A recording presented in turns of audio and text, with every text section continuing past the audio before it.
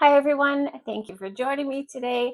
Today, we're going to take a look at some fundamental grammar modal verbs. Modal verbs are really tricky to master because they fall into different categories of speculation, deduction, ability.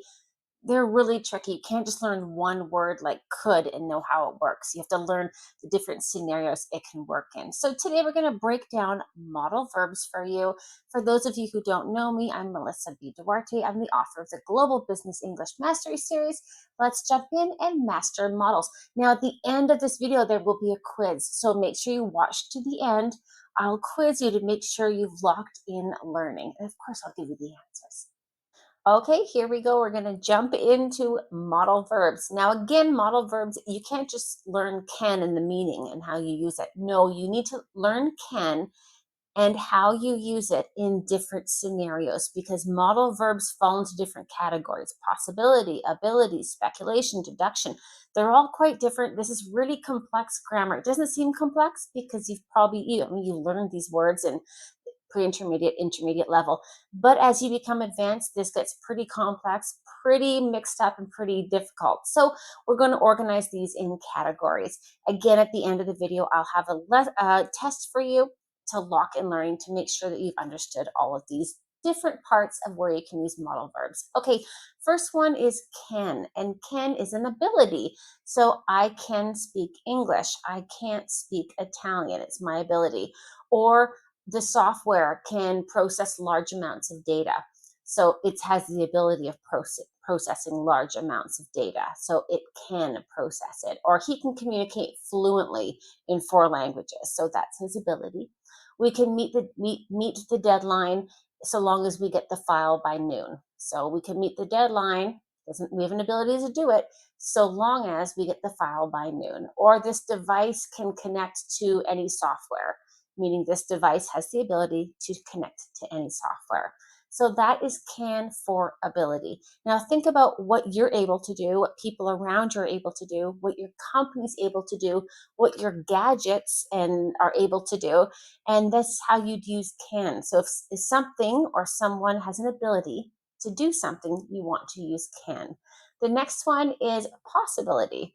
So results can vary depending on the research.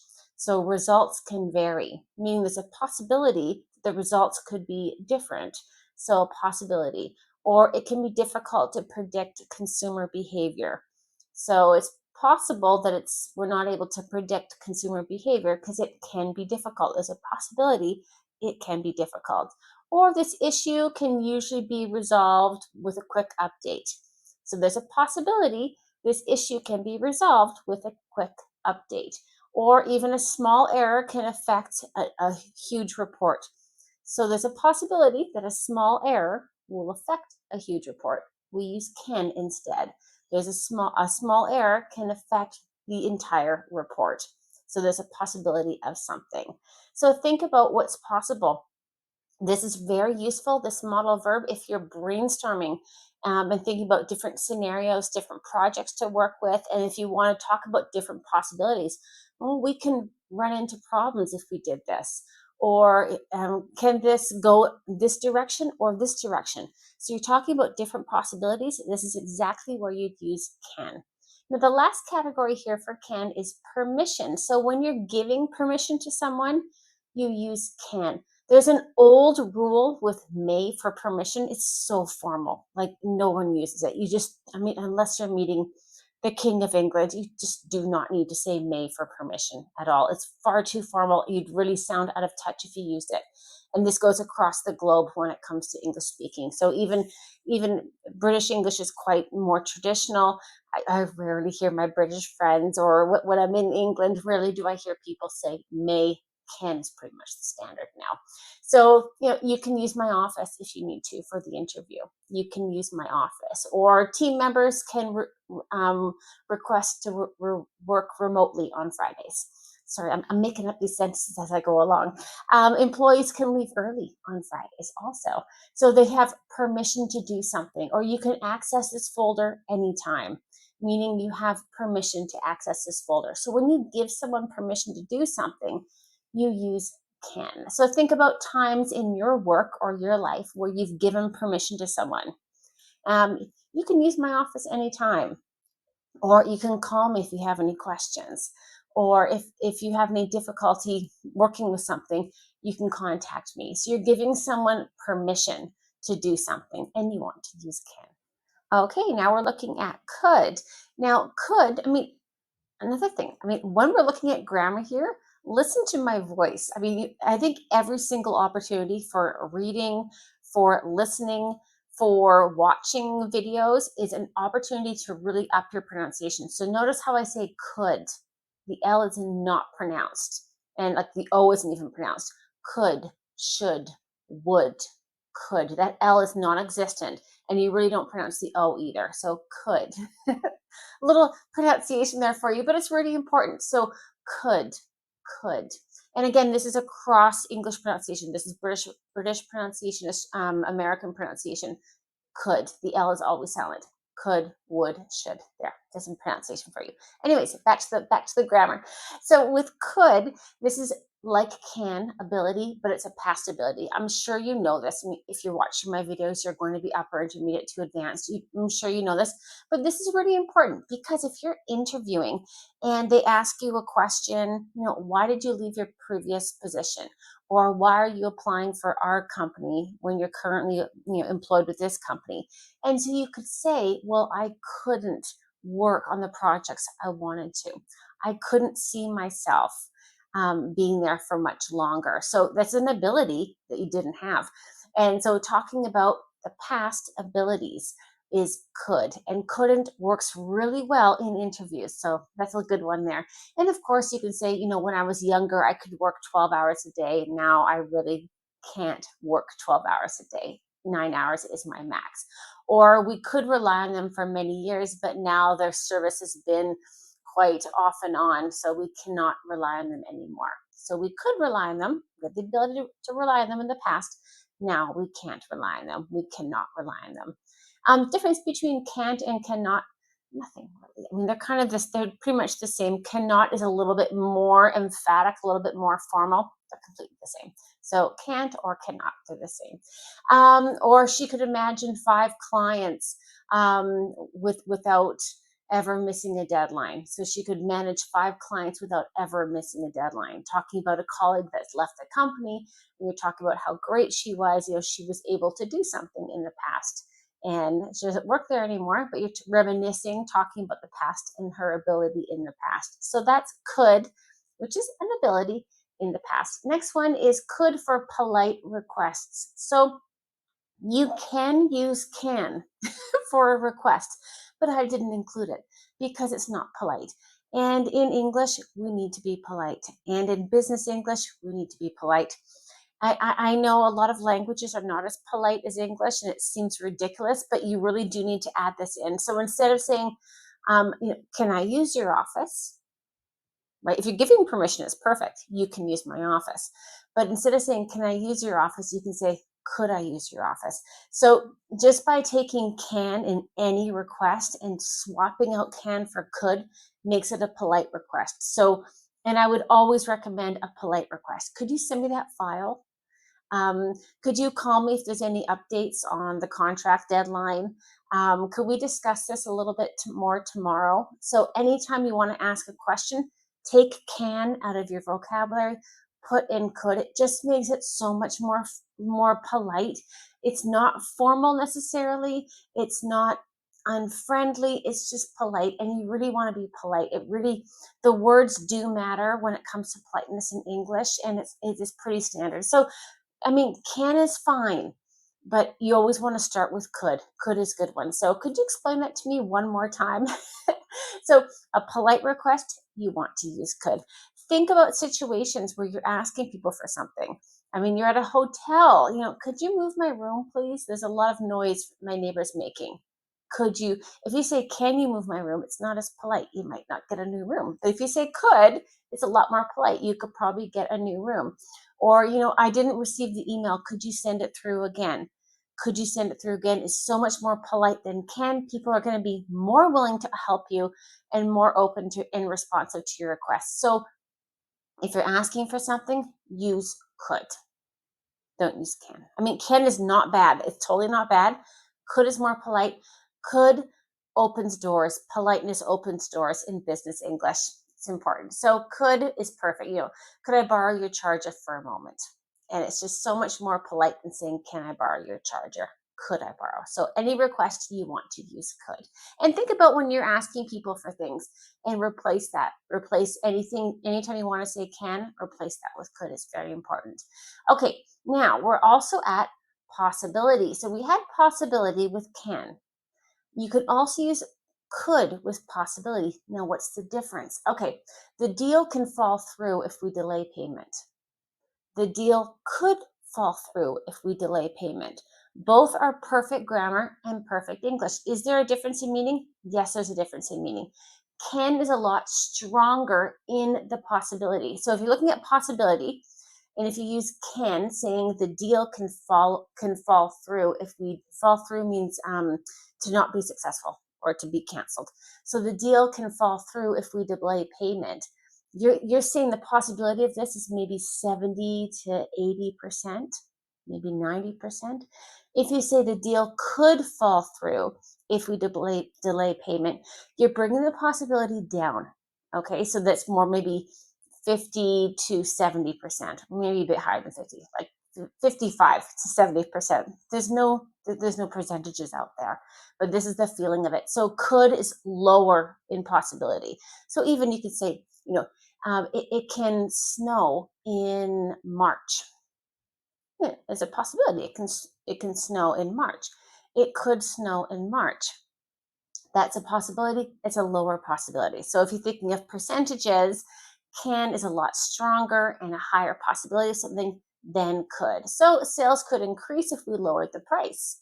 Now, if you were to say in a meeting, a budget meeting, trying to control the budget and trying to see how you could make more money, well, you could say, if you say sales can increase if we lower the price, you're pretty confident that possibility is going to work out. So this is why could sometimes can be a lot better if you're not 100% sure if something's going to work or something is going to pan out. Pan out means be successful or kind of finish in the way or result in the way you expect it to. You want to use could instead of can. So this strategy could improve customer relations. You're saying it could. There's a 55 to 65% chance, 75% chance it could improve a customer relations. If you say it can, you're putting the percentages a lot higher in the 70 to 80% to 90%. So be very careful when you're talking about possibility. If the possibility is like really, really high, can is great. If the possibility is a little bit lower, could is where you want to go. So think about when you're in meetings and people are asking you questions and you need to respond about what's possible, what's not possible, and think of the degree of possibility. If it's high on the possibility degree, can. If it's a little bit lower, above 50%, you can use could. Should is pretty straightforward. Should can be advice, recommendation, or an expectation of something. So let me break it down for you. So when you're giving advice to someone or giving someone a recommendation, should is your go-to model. If you want to give a very strong bit of advice or a very strong recommendation, you can use must also.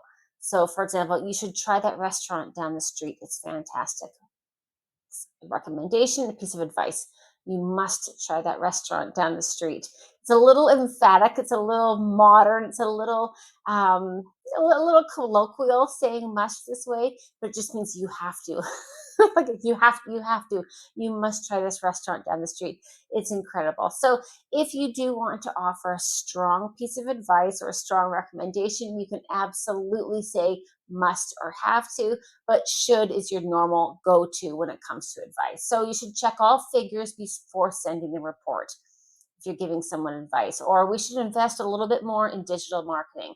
It's my recommendation, something that we should do in our department. Or you should go back and up your level of English if you want to get jobs overseas. So you should, it's a recommendation for someone to do something. Or the company should focus on employee training, meaning the company, it's recommended by the auditor or by an internal member or a director of something that should be done. So this is when you want to give advice to someone, and or you want to recommend something, you should really try the duty free shop in Dubai, in Terminal B. It's fantastic. So you're giving someone a recommendation or advice for something. Very standard. This happens a lot in small talk. If you're talking to someone, how was your weekend? Oh, it was really great. We checked out a baseball game, this new field. Oh, you should really go there. It's great. Should I go there? Yeah, you should go there. So, are you giving me recommendation to go there? Are you giving me the advice that I should go there? Yeah, you should. So this is really good to use in small talk using should. Another one for should is expectation. Now, when you're expecting something to happen, this is should. So if you're waiting for people to join the phone call or a video call or come into a meeting, and everyone should be here by now, meaning I expect everyone to be here by now. Everyone should be here right now. Or if you send an email to one of your colleagues, the colleague says, "I didn't get your email." Well, you should have received it, meaning it should be there. It's an expectation. I sent it. You should get it. Or your team should complete the task within a week. So if you're handing out and delegating a project and you're talking to the manager or the team lead on that project, saying, your team should complete that within a week. And this is exactly what you expect of your team. So as for a manager or in a management role, when you're talking about your expectations of people, should is very powerful.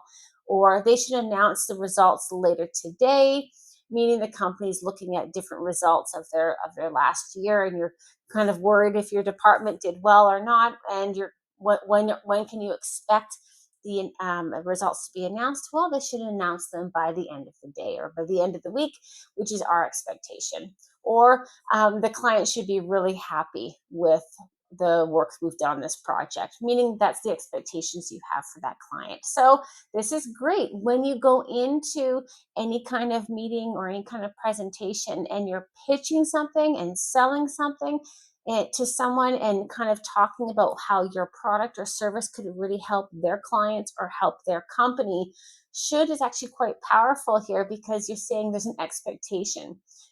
This should really help to improve your bottom end, or this should really help to improve client feedback or to up the reviews on this product. So should means it's an expectation. Working with this should give you these results.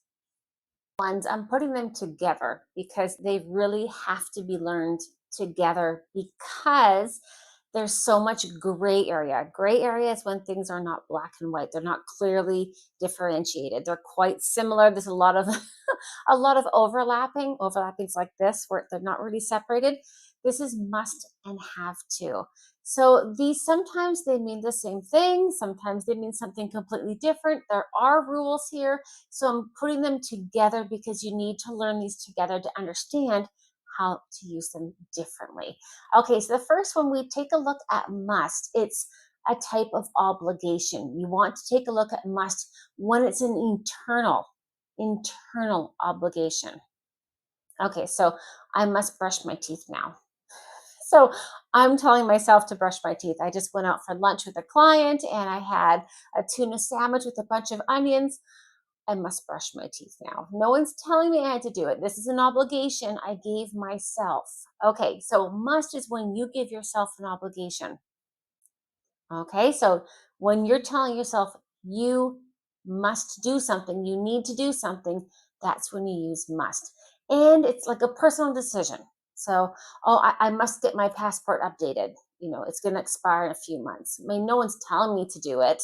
My passport can expire. It's not the end of the world, right? I'm not going to break any laws by having an expired passport, but it's my personal decision. I want to have a valid passport. So this is must when you're giving yourself your own obligation. It's internal or it's personal. Now, have to is when the obligation comes from external. So this would be, I have to send this report by Friday. My boss told me I have to send this report by Friday. You could say, I must send this report by Friday because I gave myself that deadline. Maybe the report's not due until the following week. But if I gave myself my own deadline, then you can use must. If someone else gave me the deadline, which is usually the case, it's going to be have to. So it have to also be rules, laws, policies. So have to is a lot more common than must, because I mean, we're talking about things that are obligation. Usually they are rules, laws, and policies. So this is how they're very different. Now, when it comes to must, if it's a speaker, if I'm deciding that this is an obligation, that's when I use must. If someone else, a company, the government, my boss is deciding it's an obligation, that's when you use have to. Okay, so think about times when you decide what's an obligation for yourself. You're making your to-do list, or you have, your list and outlook of things you have to do, but you put those things there, then you want to go with must. If someone else put something in your calendar, or you've been told to do something, or if you're following a law or policy, that's have to. Okay, so this is quite important. So if something feels like it's a necessity, must. If it's required by someone or something else, it's have to. Okay, let me give you some examples here. Some examples of must as an internal obligation. I must finish this report before I leave. Just means I want to have a good weekend and not think about work. So it's not I have to. I'm giving myself my own deadline. I'm saying this is necessary myself. So I must finish this report before I leave Friday night. Meaning I want to relax this weekend. I don't want to think about it. But that wasn't a deadline given to me by anyone else but myself. Or we must improve communication across all departments. So this is if you're in a meeting, and maybe you're in a meeting talking about some difficulties with interdepartment communication, or the IT's fighting with sales, or logistics is not happy with sales. It's usually no one's ever happy with sales. And then you can offer your suggestion of what you believe is a necessity. So we must improve our intercompany communication, or communication across all departments, saying this is something that you think is an internal obligation. Or again, you can say you must come to our networking event. Now this is where must kind of falls into the category of a strong suggestion or a strong recommendation. I'll get to that later, but you can definitely say you must come to our networking event, meaning you're kind of giving someone that obligation, that hoping that they think it's personal, or you think it's a personal thing for them to come to it because you want them there, because you suggest it at such a high level. This is a bit complicated. I'll get to it in a second. Or, he must call her back immediately. It's urgent. So if you're talking to someone and saying, he must call her back immediately, Bob's wife called 4 times. He must call her back immediately. This is something that you consider to be an obligation. It doesn't mean she said call. Doesn't mean she said have him call me back, but she's called multiple times, or she seems stressed on the phone. So you're considering this an obligation. This is a bit tricky. Next one are some examples of have to. Again, this is from external obligations. So we have to wear our badges to get into the building, or you have to bring your ID. You have to show your ID every day when you walk in through security. Or, she has to attend the meeting. It's mandatory. Do I have to attend the meeting? Yeah, you have to attend the meeting. It's mandatory. So it's a must. There's no option. There's no option there for you to avoid something. And a must is a noun. Don't confuse it with must as a modal verb. It means you have to do something.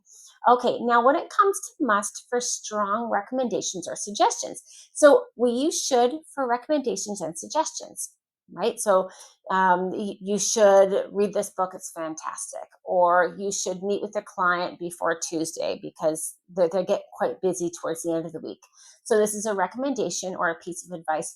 When you want to underline that recommendation or circle that piece of advice, you can use must. So you must try this new app. It's fantastic. So you're really suggesting someone try a new app. It's fantastic. So you can say, oh, this new app, it's great for managing my work-life balance. You should try it.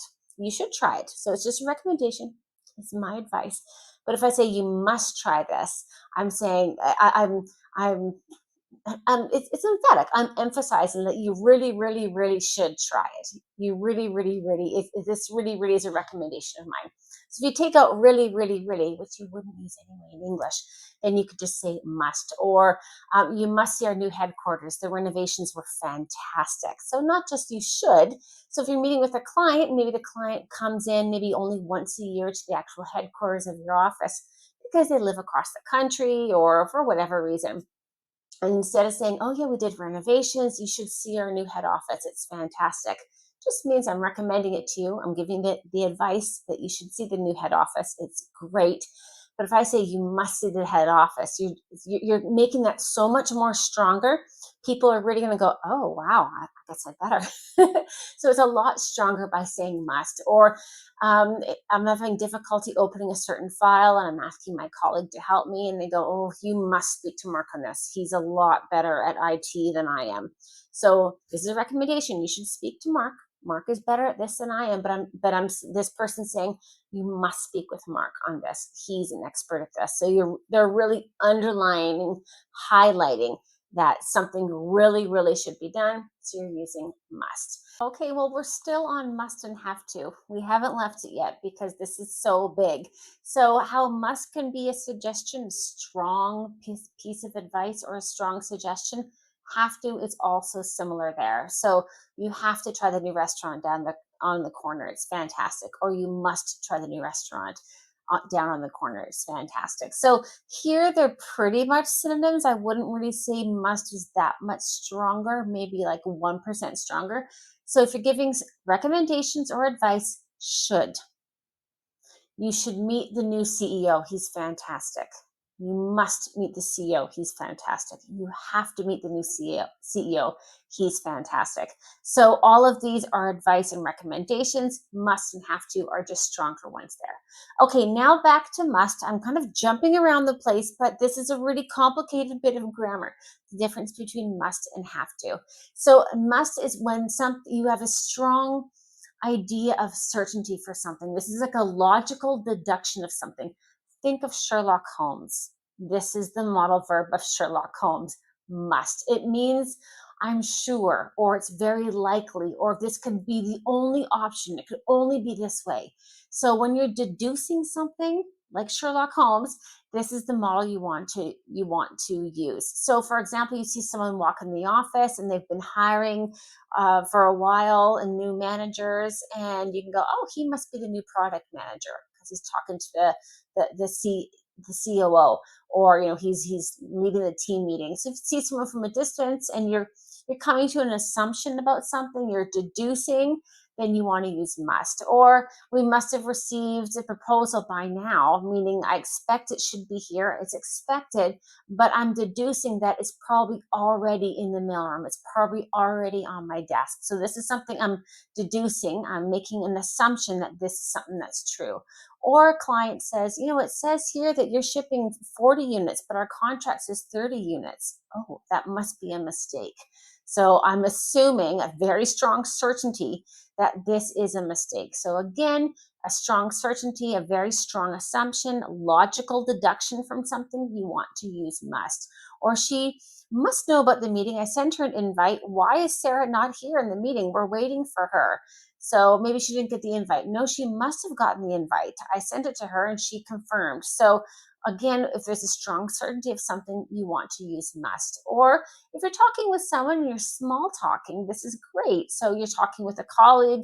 He mentions, he's just new to the country. He's transferred from a different country and different branch of the company to this department. And you can say, oh, it must be difficult, working in a new environment, or it must be difficult moving your family to a new country. So you're kind of saying, like 100%, I assume this is the case. And this is very nice for small talk. Now, this is another tricky part with must and have to. When they're negative, they mean something completely different. So when it comes to positive, must and have to, this is obligation just coming from different directions, right? A personal obligation or an external obligation. That's must and have to. But when must and have to is negative, they're totally opposite, totally different meanings.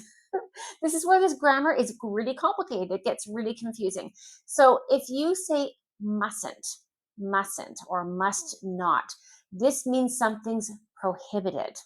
Okay, so you mustn't be late for this meeting, or you must not be late for this meeting, meaning it's prohibited. You'll be fired.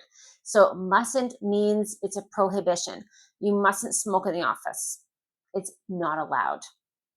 You absolutely cannot. You don't have the ability to do it. You could definitely use ability there. You cannot smoke in the office. It's an ability. But if you're following a rule, if it's something that's prohibited, it's not allowed, it's banned, you want to say mustn't.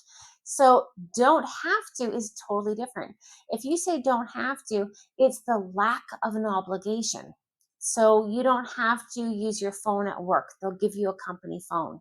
So you don't have to use your phone at work. They'll give you a company phone. So there's no necessity, there's no need for something. Very different from mustn't. You mustn't use your phone at work means it's prohibited. You don't have to use your phone at work means there's no necessity for it. They'll give you a company phone. So these are very different. I'm going to give you some examples here. So you mustn't share confidential information. So it's prohibited, it's not allowed. You would never say you don't have to. It doesn't make sense at all, because that means there's no need for something. So you don't have to call the client every week. Just send, a bi-monthly update, and that's totally fine. So you don't have to. It means there's no necessity. Mustn't, you can't do it. You don't have to be in the meeting. And if I say you don't have to be in the meeting, we're having a meeting and you can come or you don't have to come. It's your choice. There's no obligation. You don't have to come to the meeting. But if I say you mustn't come to the meeting, it means you are not allowed in that meeting. So these are totally different. Make sure you understand the difference here. This is very important, especially if you're giving someone directions or orders or telling them what to do. Making sure that don't need to, they'll think, oh, okay, it's my choice. And mustn't means it's prohibited. And when someone's giving you uh, advice or telling things that you can and cannot do, if they say you mustn't come to this meeting, or you don't have to come to this meeting, make sure you know the difference, because you don't have to come to this meeting means you can totally come. It's not an obligation.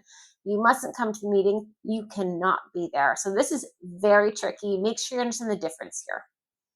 Okay, may and might. Now I'm putting them together. I'm not even showing you may as permission, because again, as I mentioned with can, may as permission is quite old fashioned. It's not used as commonly much anymore. So we're not even including that. We're just using may and might as probability. So Jim's not in the call. Why is he not here? Oh, he might have forgotten the meeting. There's a possibility. He may have forgotten the meeting. There's a possibility. So they really, I mean, if you were to mix up may and might, or the client may sign the contract tonight, the client might sign the contract tonight. Both are totally fine. Both mean the same thing. There's a high possibility or probability of something happening. The only difference is maybe a little bit more in may, the percentage is higher. So if you think about something is a possibility, if the possibility is maybe between 50 and 60%, you could say may. It's a stronger possibility of something. And if the possibility is a little bit lower, maybe 35 to 50%, you could use might. So there's some overlapping there. But so might is not as probable as may, but again, like a 10% difference. It's not huge. If you mix them up, doesn't matter. No one's going to know. It's not a big deal. Companies won't shut down over this. So might is a possibility or probability, but not as strong as may. So the company may review its pricing strategy. There's a good chance that the company may do this. The company might review its pricing strategy, meaning there's a lower possibility, but again, like 10%, not a huge amount at all. You want to use may when you're working with more formal industries and writing formal emails. And again, business English, I mean, I'm a real strong believer and I know what I'm talking about. I've worked for big corporations, massive companies across the English speaking world, in London, in the United States, in Australia, in Canada.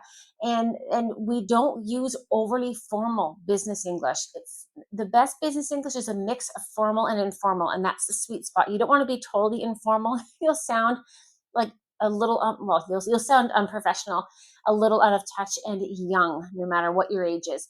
And if you are overly formal, you're going to sound older, outdated, and out of touch. So you don't want to be too formal and you don't want to be too informal. You want to combine those two. So you want to use may in more formal environments or formal emails or reports. Talk about the possibility of, of a department in your company, progressing and growing. You could use may in a report because reports are a bit more formal bits of writing. But if it's an email or if it's a conversation or a presentation, you probably want to use might is really great for discussing ideas, brainstorming, speculating during meetings. Oh, this might be a good idea. This might happen if we do this. So, and again, the percentage is a little bit different, maybe 10% difference. May is a bit more probable. So if you want to sound a bit more objective or a bit more analytical, may does work. So you can mix these up completely. There's really not a big deal. There's no difference. Okay, as promised, here is your quiz. Again, modal verbs, they're really not easy. They're quite complex. So it's important to have a quiz here to make sure you've understood the differences and some of the complexities involved here. If you have some difficulty, no problem. Just go back, rewatch it, understand the rule a bit better, refresh the page, come back and do the quiz again. Now, what I'm going to do here is I'm going to read you a sentence. I'm going to omit. That means take out. I'm going to take out, omit one of the modal verb needed to complete the sentence. You'll need to guess which modal verb goes in there. And of course, I'll give you the answers. Okay. Number one, I really wanted to impress my manager, so I finished this report before the deadline. I really want to impress my manager, so I finished this report before the deadline. What would go there? I really want to impress my manager, so I should, have to, must, may, might, can, could. What would go in there? I really want to impress my manager, so I finished this report before the deadline. I'm giving myself an obligation. So what do we use there?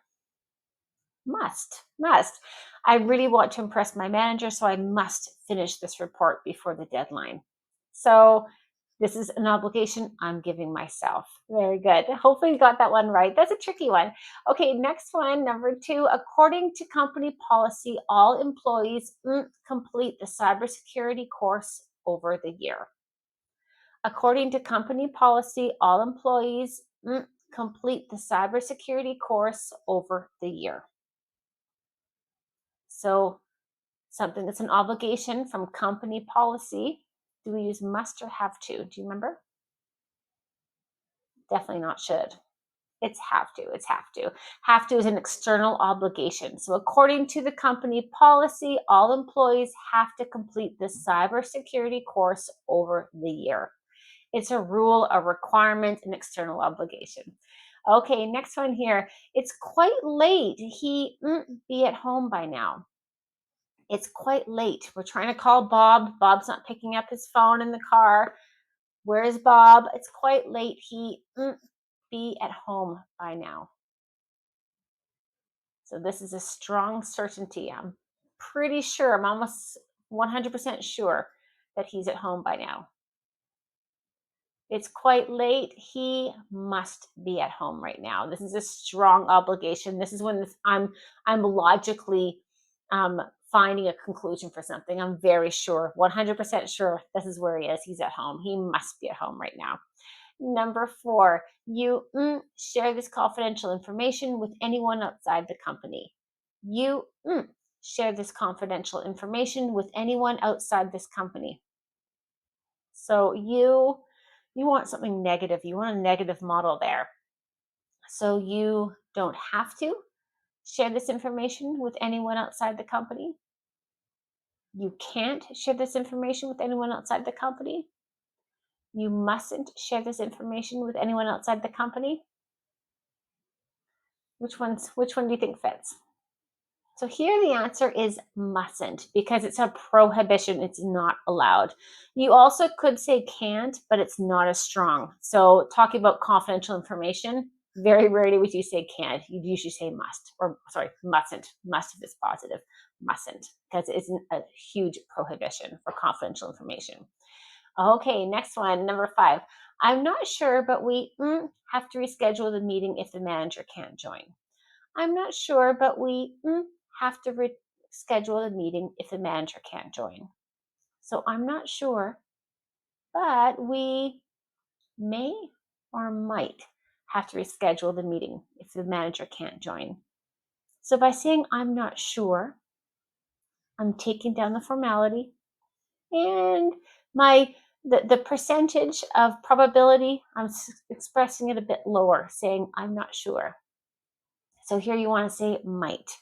I'm not sure, but we might have to reschedule the meeting if the manager can't join. So again, you could say we may have to reschedule a meeting if the manager can't join, and you wouldn't really tag on I'm not sure because I'm not sure brings down the formality. May is a bit more may is a bit more formal, and again, you're bringing down the probability of something as well. Okay, next one. When I was a junior employee, I work every weekend to meet the deadline. When I was a junior employee, I work every weekend to meet the deadline. So I had an ability to work every weekend. Now I have kids and family and I'm busy. I'm cutting the grass on the weekend. So I'm not able to now. But when I was younger, when I was a junior employee, I was able. So what is a past ability? When I was a junior employee, I could work every weekend to meet a deadline. So there you go. So you have could, a past ability. You don't have that ability now. Okay, next one, number 7, I believe we're at. Okay, you check your emails more often. The client has already written twice. You check your emails more often. The client has already written twice. So I'm giving someone advice or a recommendation. You should check your emails more often. The client has already written twice. Now, remember, this is advice or recommendation. If you want to say you really, really, really should check your emails more often, then you can say you have to or you must. Okay, if you want to make that recommendation a lot or a piece of advice a lot stronger, then you can say must or have to. But if it's just regular advice or recommendation, should is perfect. Okay, we're almost done. Just look close here on to number 8. The new project increase our profits by 20% next year. The new project increase our profits by 20% next year. The new project. Now here, the language we're using here is the language of reports, the language of forecasting reports, the language of presentations and emails, and we're talking about the possibility of something happening. So you probably want to put may here. You 100% could put might. So the new project might increase our profits by 20% next year, but it brings down the level of possibility a little bit and it's not as formal. So in this sentence like this, the new project may increase our profits by 20% next year. This is a very straightforward standard business sentence. So may is a bit more suitable here, but again, both are totally fine. Next one here, you attend the optional training. If you're busy, it's not required. You attend the optional training. If you're busy, it's not required. You what? You mustn't attend the optional training if you're busy, it's not required, or you don't have to attend the optional training if you're busy, it's not required. So when something's not an obligation, it's not needed, not a necessity, is it mustn't or don't have to? You want to say don't have to, don't have to. So you don't have to attend the optional training if you're busy. It's not required. It's your choice. There's no obligation there. And very last one, send me the updated figures by 5 p.m., please.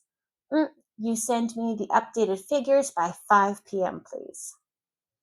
You're asking someone for something. It's a polite request. Could you send me the updated figures for by 5 p.m., please? So you're asking someone for something politely.